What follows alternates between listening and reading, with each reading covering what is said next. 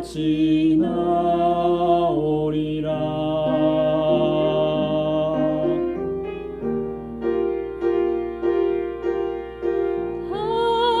하나님은 뜻과 목적 없이 우리들을 단련하시지 않네. 감사하라. 시련 속에서도 찬양을 주시는 주께 주님을 기뻐해 실수 없는 주께서 하시네. 나의 가는 길을 내가 단련을 받으는 눈부신 정금같이 나오리라.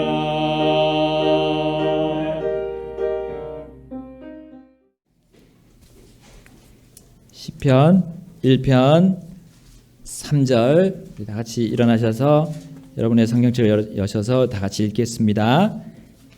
다 찾으셨으면 우리 읽겠습니다. 시작. 그는 물 있는 강가에 심은 나무 곧 제철에 열매를 맺는 나무 같으며 그의 잎사귀 또한 시들지 아니하리로다. 그가 하는 것은 무엇이든지 형통하리로다. 아멘. 기도하시겠습니다. 하나님 아버지, 주님의 말씀 오늘 또 주셨습니다.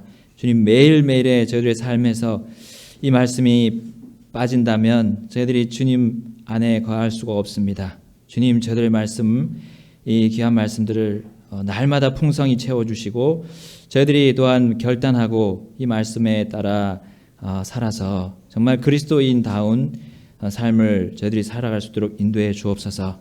주님, 또한 저희들이 믿지 않는 영혼들에게 정말 이 말씀으로 전하고 이 말씀이 풍부히 거하는 가운데 정말 주님의 복음을 담대히 알리는 저희들의 또한 삶이 될 수 있도록 도와주옵소서. 또한 이 말씀을 통해서 아직 주님을 모르는 분이 계시다면 하나님의 말씀으로 주님을 만날 수 있도록 특별히 인도해 주옵소서. 예수님의 이름으로 기도드립니다. 아멘. 네, 앉아주시겠습니다. 새해 복 많이 받으세요. 이 인사 우리 많이 지금 연말 연시에 정말 자주 하는 인사지요.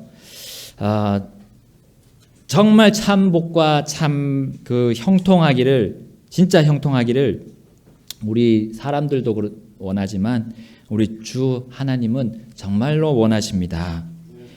하나님의 그 진짜 복, 하나님의 참 복과 그 진짜 형통함, 그것을 얻기 위해서는 그 하나님이 정말 생각하시는, 하나님이 정의하시는 그 복의 개념, 그리고 그 형통함의 개념을 우리는 성경을 통해서 알아야 합니다.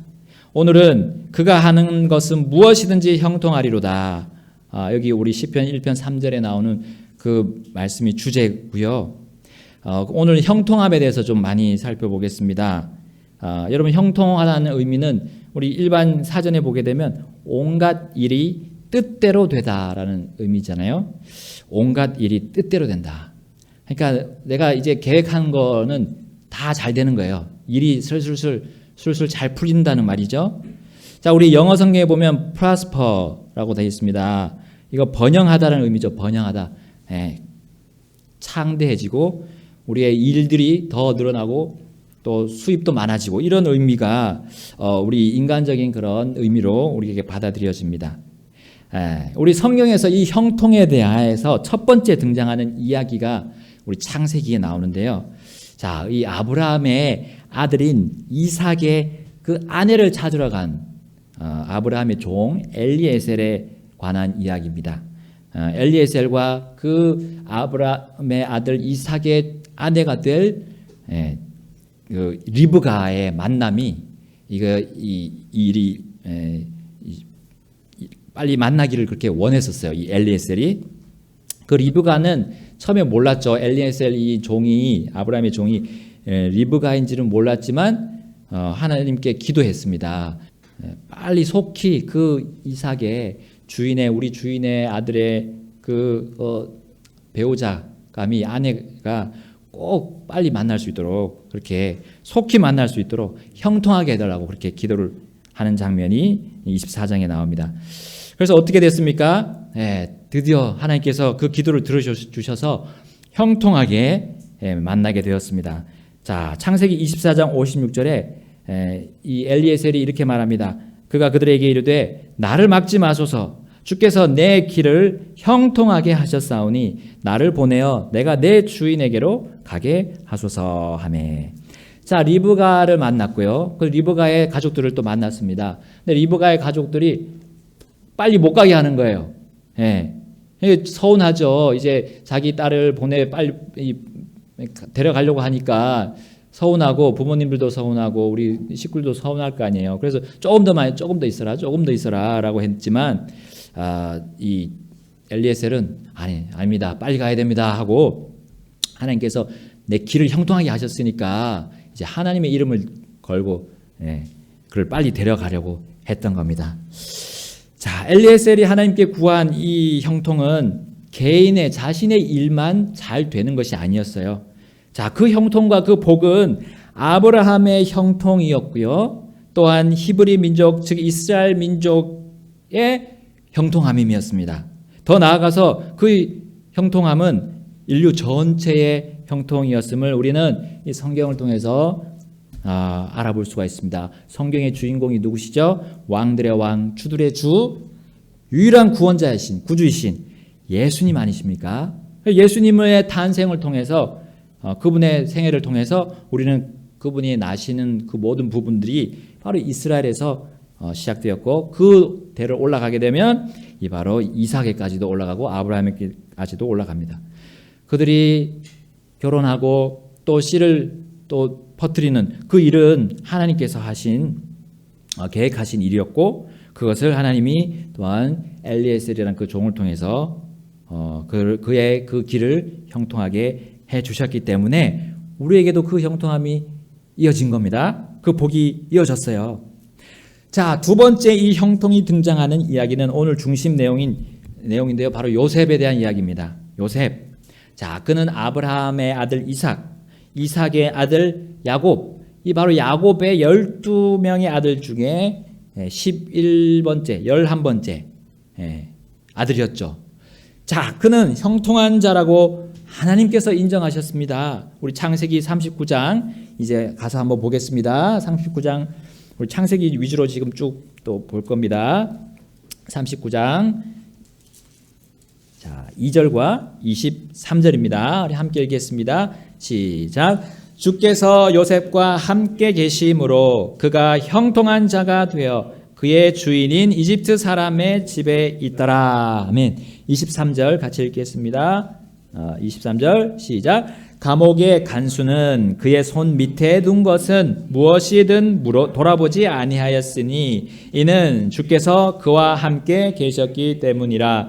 주께서 그가 행한 일을 형통하게 하셨더라. 아멘.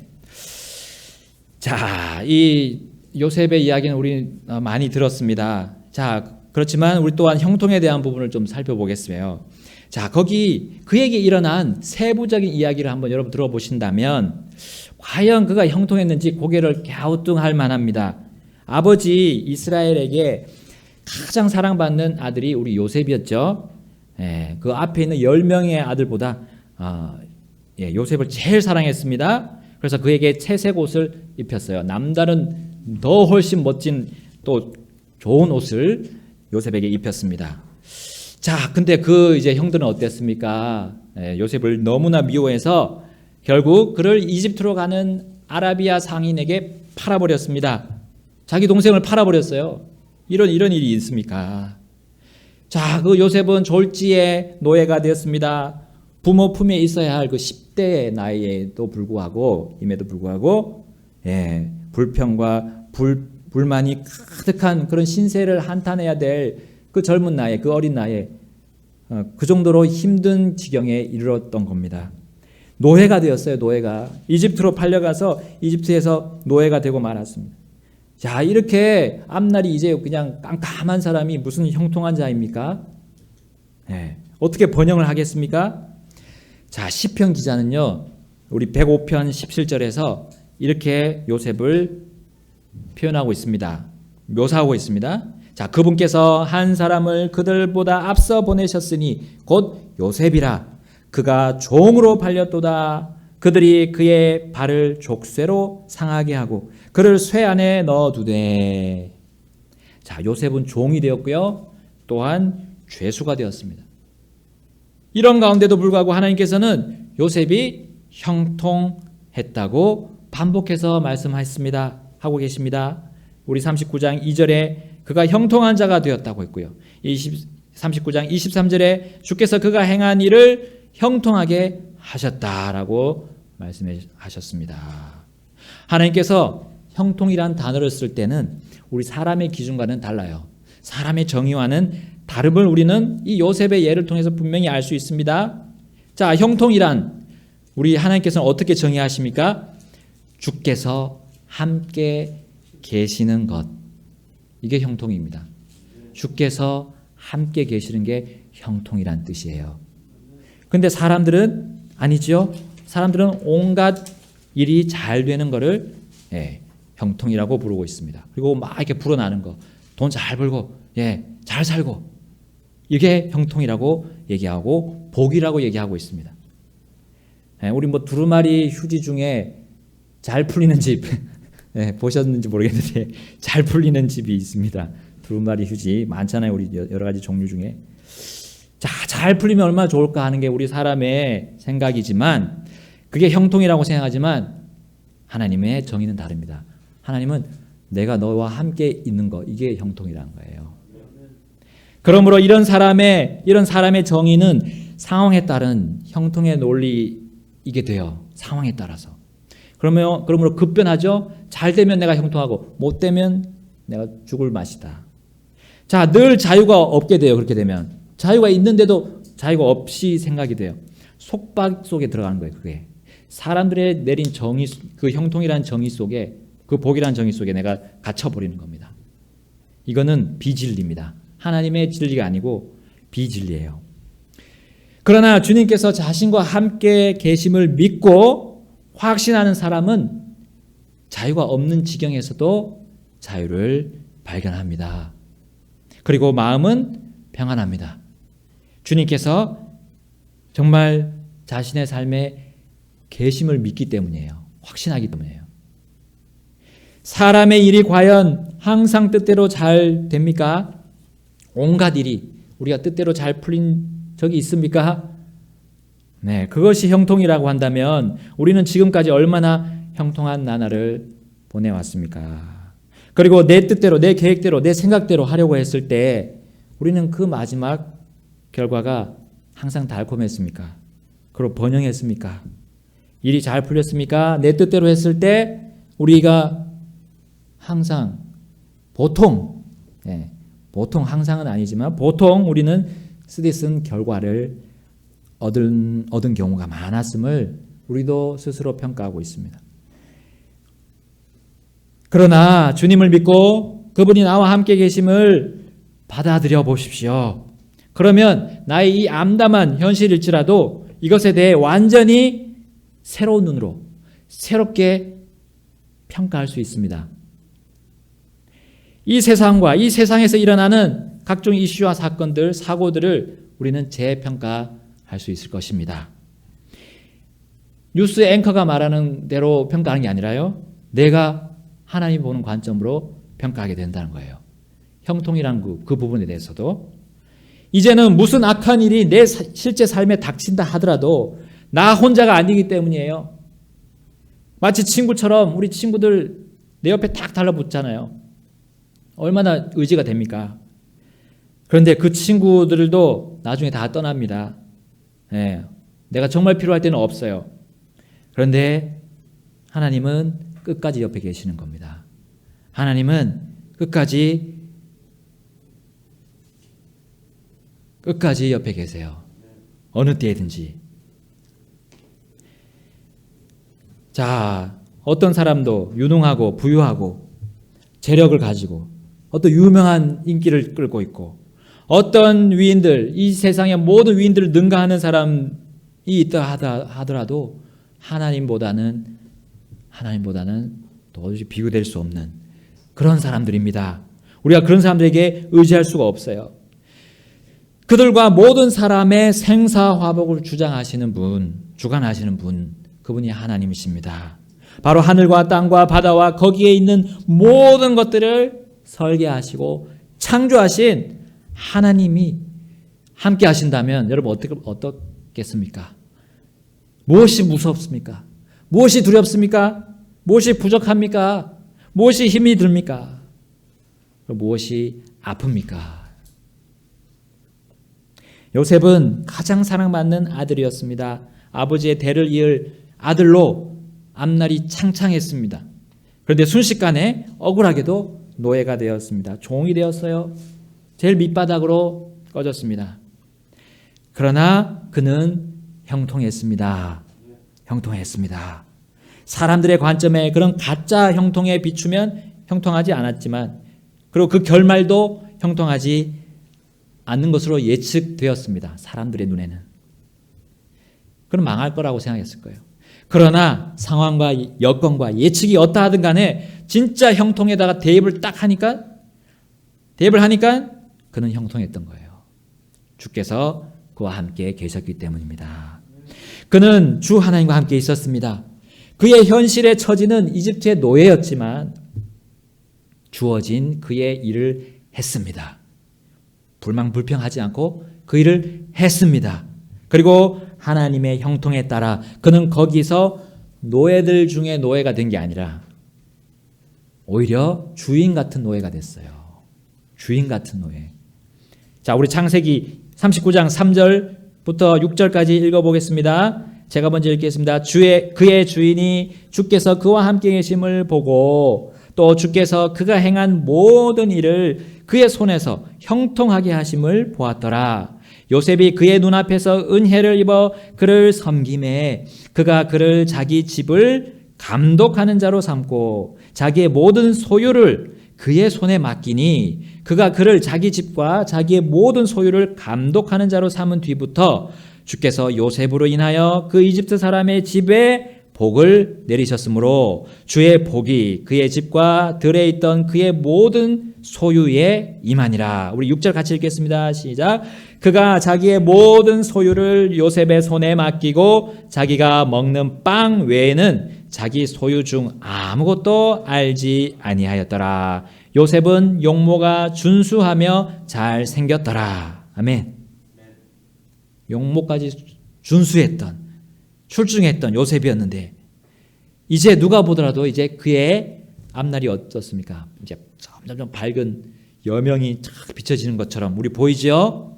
누구도 부인할 수 없었습니다. 그 종들이 요셉을 봐도, 그 집안 사람들이 봐도, 그리고 그가 막 이렇게 지위가 올라간 걸 본 모든 사람들은 야, 이 사람이 이제 잘 될 거다라고 생각했습니다. 그는 곧 노예 신분에서 해방될 수 있는 그런 지위를 얻고 있었으면 누구도 예측이 가능했습니다.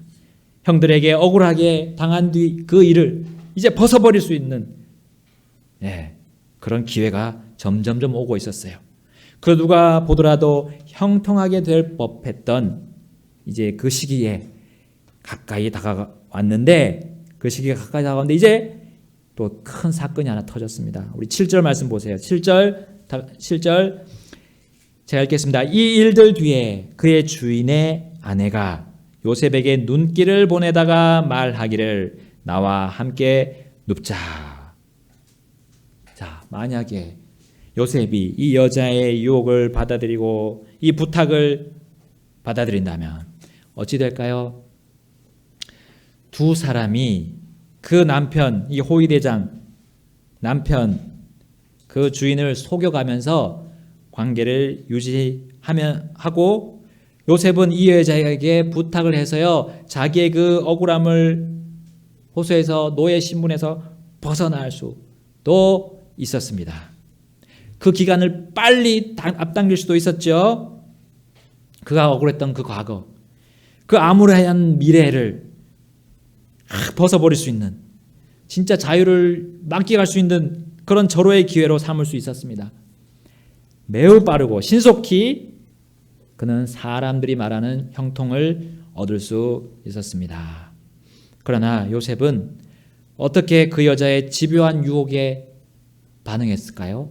우리 8절 말씀 보겠습니다. 시작. 그가 거절하며 자기 주인의 아내에게 이르되 보소서 나의 주인이 집에서 내가 무슨 일을 하는지 알지 못하며 또 자기의 모든 소유를 내 손에 맡겼은즉 이 집에서는 나보다 더 큰 자가 없으며 주인이 당신 외에는 아무것도 내게 금하지 아니하였으니 이는 당신이 그의 아내이기 때문이라. 그런즉 내가 어찌 이 큰 악을 행하여 하나님께 죄를 지으리까 하니라.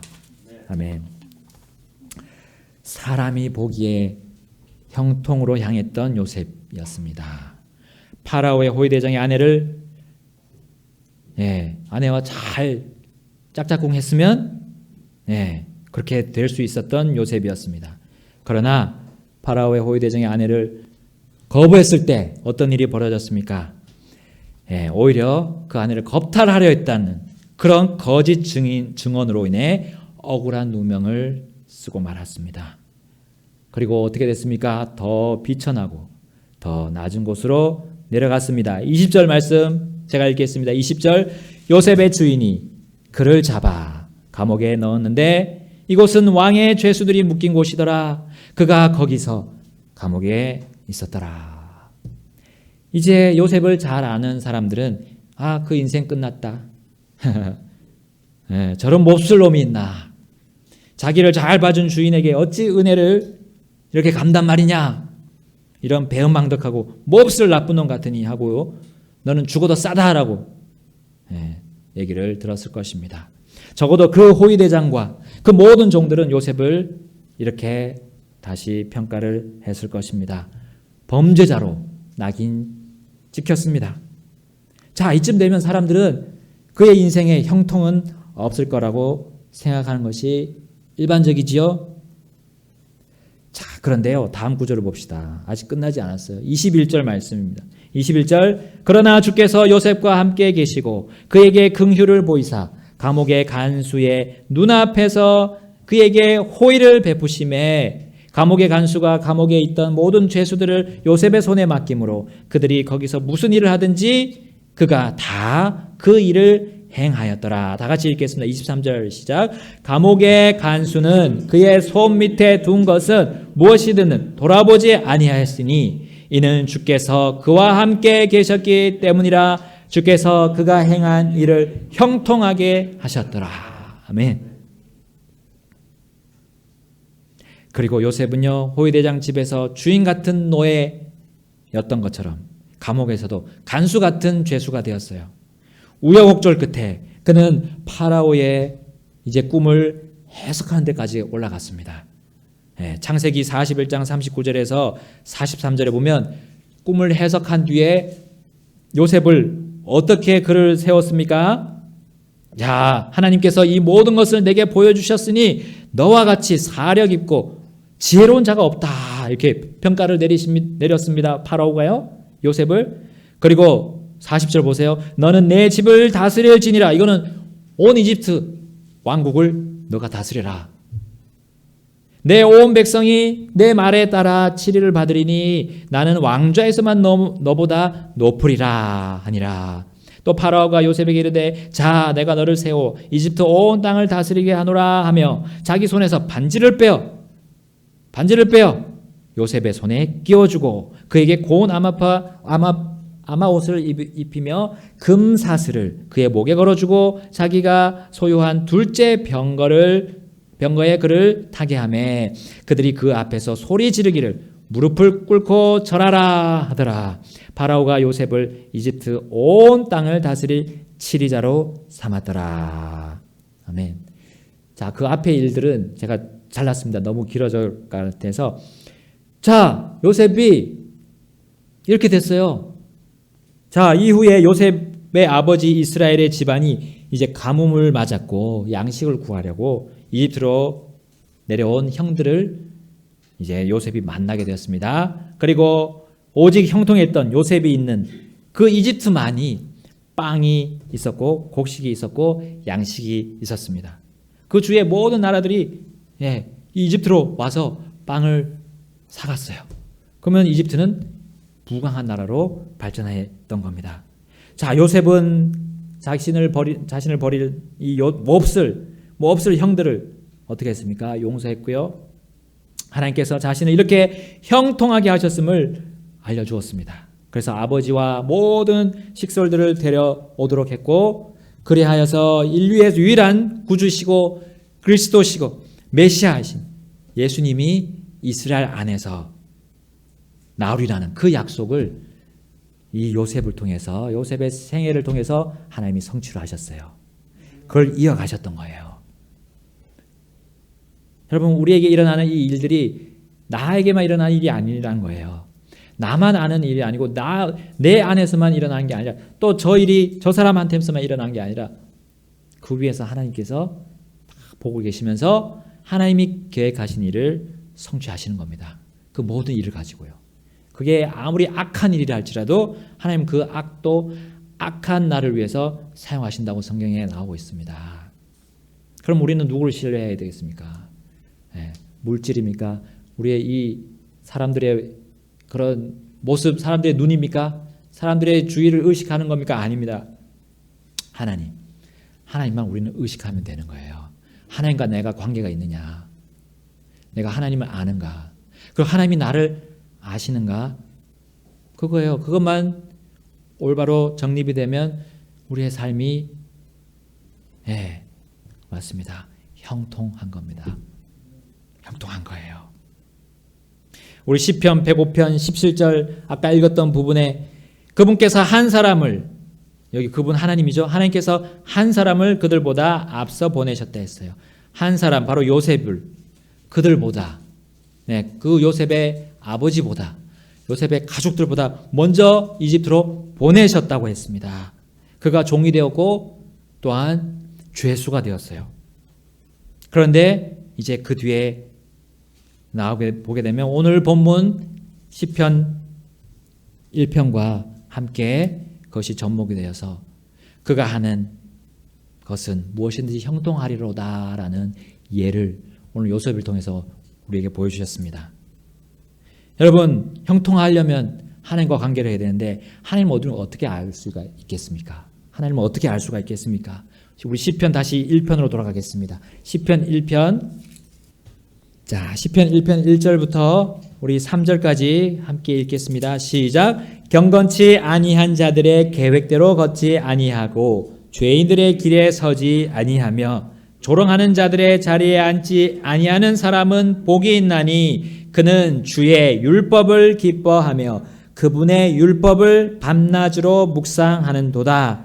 그는 물 있는 강가에 심은 나무 곧 제철에 열매를 맺는 나무 같으며 그의 잎사귀 또한 시들지 아니하리로다.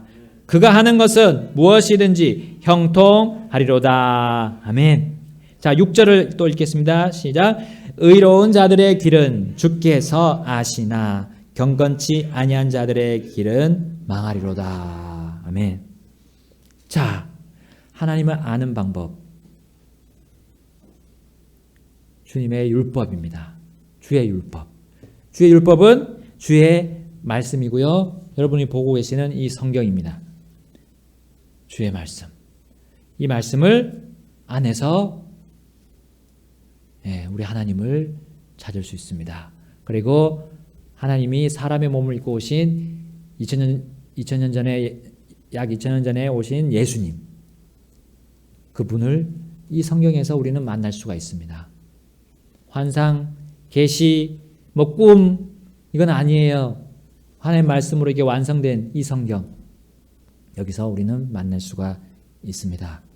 이거를 받아들이면 예수님이 이상하게 기적과 같이 예수님이 내 마음속에 오시고 내가 믿어지는 거예요. 믿어지는 거예요. 내가 믿으려고 막 애쓰는 게 아니라요. 노력하는 게 아니라 말씀은 그냥 있는 그대로 받아들이면 되는 겁니다. 어린아이와 같이 되면 하나님의 왕국에 들어갈 수 있다고 했습니다. 그 말씀은 어린아이와 같이 순수하게 말씀을 받아들이면 되는 거예요. 어른인데 어떻게 어린아이가 될 수 있습니까? 우리의 마음은 언제든지 우리는 돌아갈 수 있잖아요. 마음은 우리가 청년이고 마음은 어린아이라고 우리는 많이 얘기를 하기도 합니다. 하나님 우리에게 그런 마음을 주셨어요. 그런 양심을 주셨습니다. 예. 우리 하나님을 볼 수 있는 그런 모든 것들을 주셨는데 그 중에 완벽한 증거가 바로 이 성경 말씀이라는 사실이에요. 이걸 가지고 묵상하고 이거를 기뻐하고 받아들이는 사람은 경건치 않는 그런 사람들의 계획대로 걷지 않고 죄인들의 길에 서지 않고 조롱하는 자들의 그런 자리에 앉지 않는다는 거예요. 그리고 그 사람이 하는 모든 것은 뭘 하든지 그는 형통하게 됩니다. 자, 그 형통은 아까 요셉에게 보여준 것처럼 주께서 항상 함께 계시는 걸 믿는 거예요. 요셉이 그냥 아무 생각 없이 다녔어요? 하나님만 요셉과 함께 있는 걸 하나님만 아셨어요? 아니에요. 요셉도 잘 알고 있었습니다. 요셉도 잘 알고 있었어요. 요셉이 어디서 그렇게 주님의 말씀, 율법을 밤낮으로 묵상하고 기뻐했다는 걸 어떻게 우리는 알 수 있을까요? 아까 우리 창세기에는 안 나옵니다. 그런데 시편에서 우리는 그걸 볼 수 있어요. 시편 105편에 가서 보겠습니다. 시편 105편 우리 17절, 18절, 19절까지 읽겠습니다. 아까 우리 17절까지만 봤는데 18절까지만 봤는데 이제 19절까지 다 봐야 돼요. 그래야 나옵니다.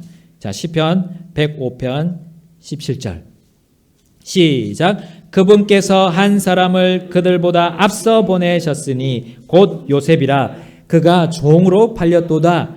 그들이 그의 발을 족쇄로 상하게 하고 그를 쇠 안에 넣어두되. 19절입니다. 시작.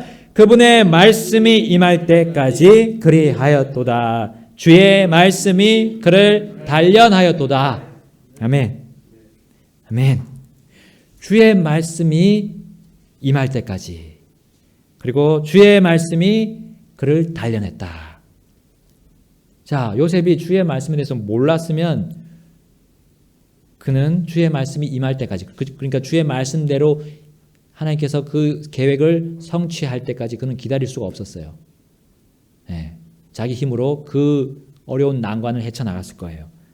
그러나 그가 주의 말씀을 주야로 밤낮으로 묵상했습니다.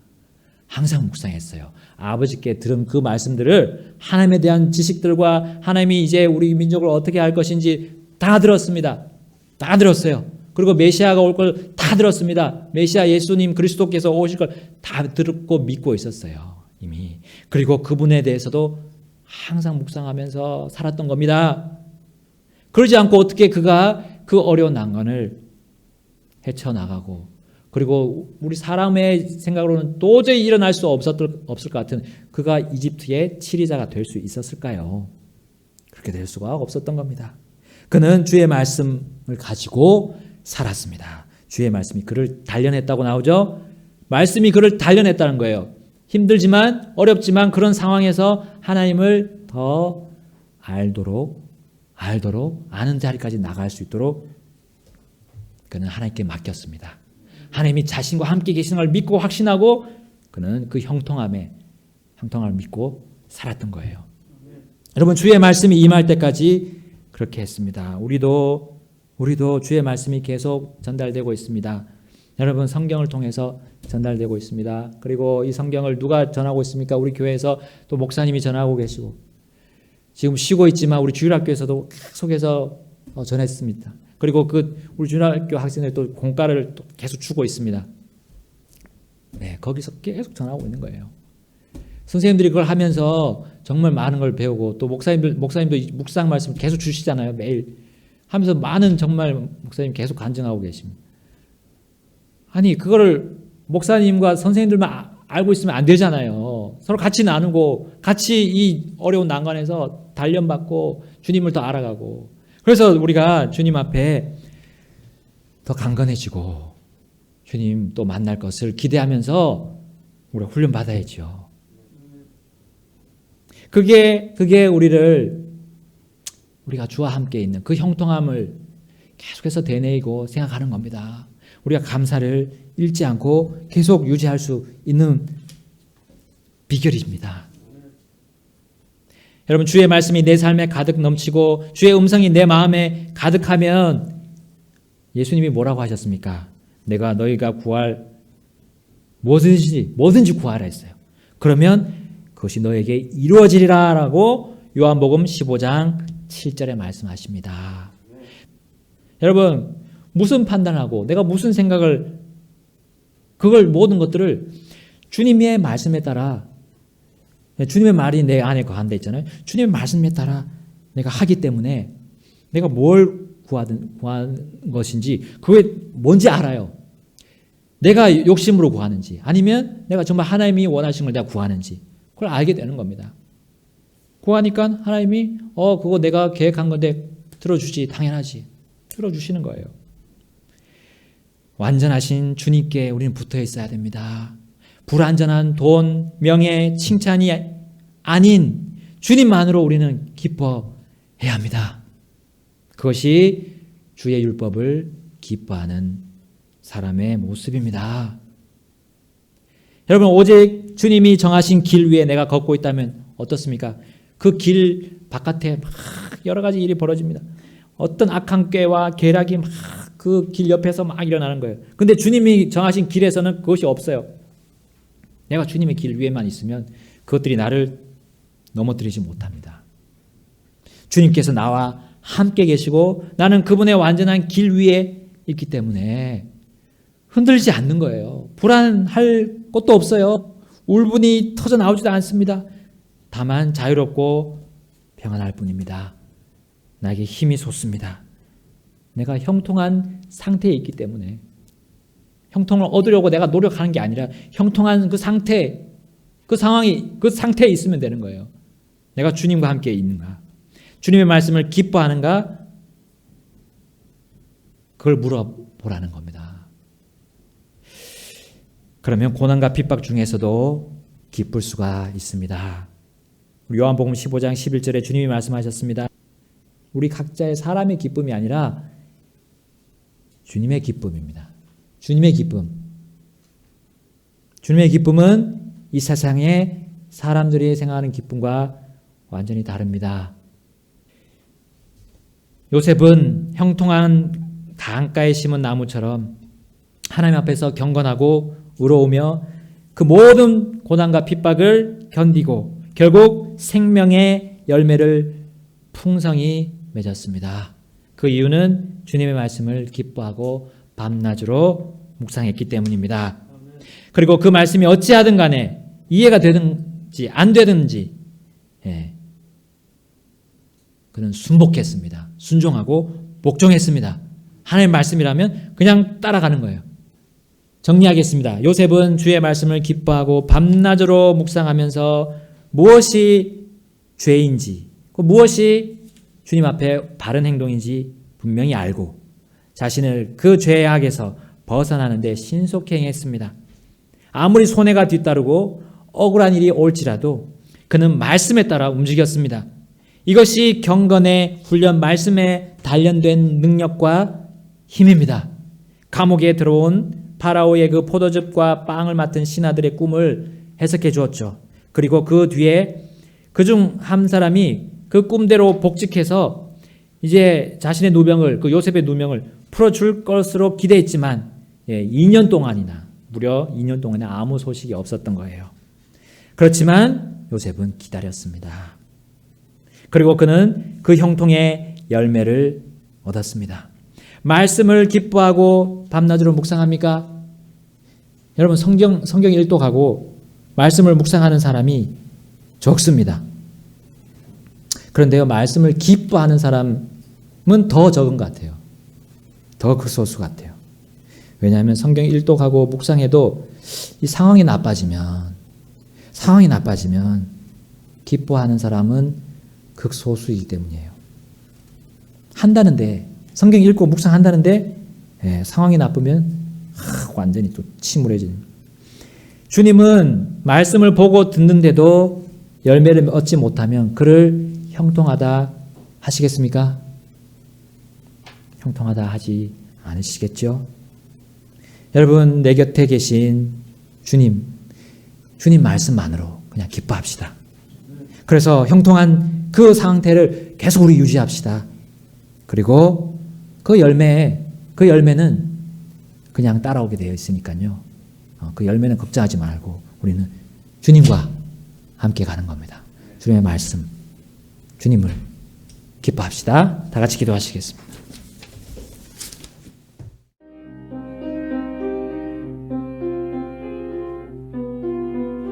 바로 그날 앞이 캄캄할 때 십자가에 달린 주님 보았네. 주님 앞에 무릎 꿇었을 때 눈물 가고 평안이 왔네.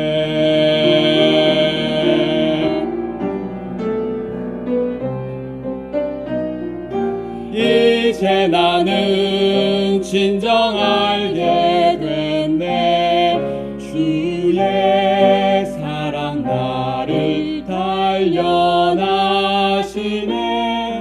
내 아버지 나를 살피시며 열매 주시니 든든하네.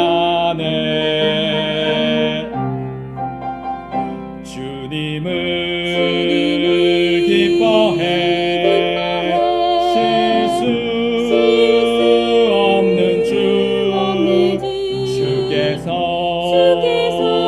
하시네. 나의 가는 길을 내가 단련을 받은 눈부신